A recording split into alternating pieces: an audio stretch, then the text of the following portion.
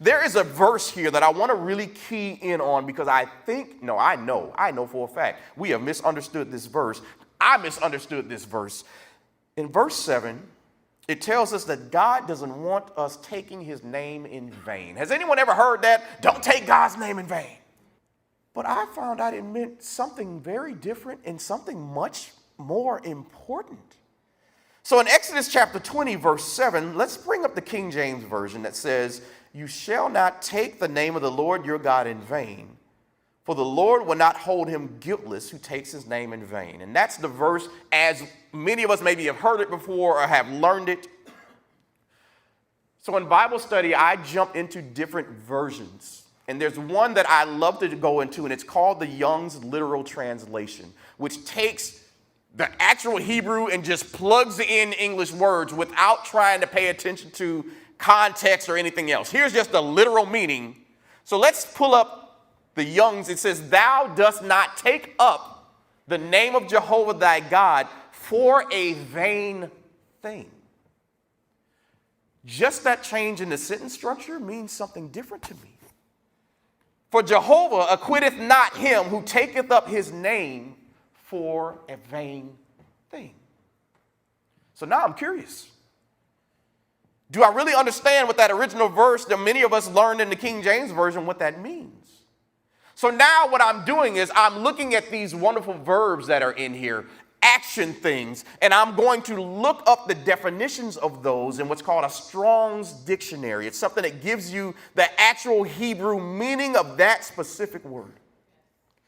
In doing that, when I look at the word take, and you can leave that scripture actually right up there, take gives us the idea to lift, to carry, or to bear.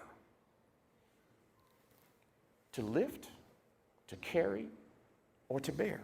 Okay? And when we talk about taking his name in vain, vain gives us the idea of emptiness, nothingness, or worthlessness. Now in Hebrew, one's name connotates nature and character. So as I'm studying this, let's go to the next slide. I want to show you what this comes out to be. Do not lift up, bear, or carry God's nature and character in a way that makes him appear insignificant or worthless to others. Whew. Y'all, I had to sit back in my chair. Wait, what?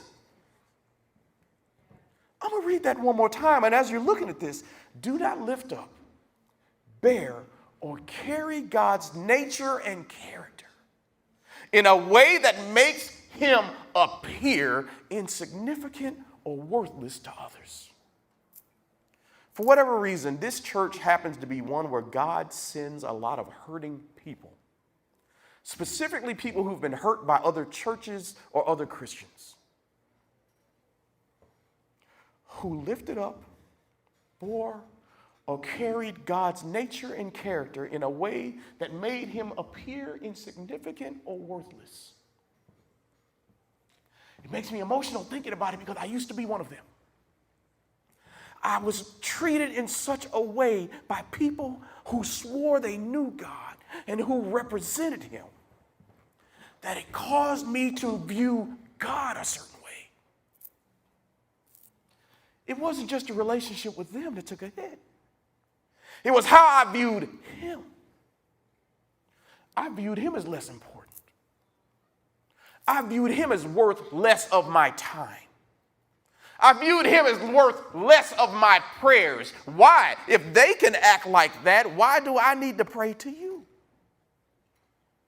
It made me think about this idea of taking God's name in vain very, very differently.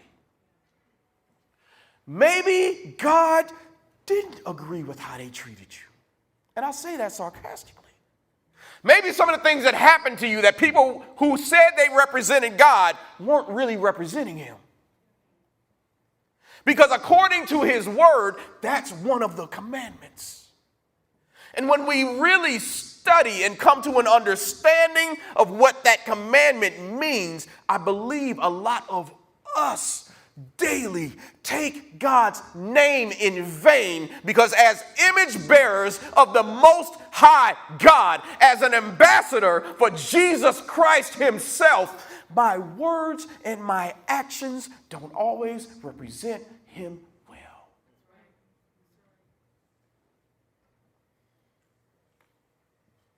Maybe it's God's commandments are more about how he wants to be represented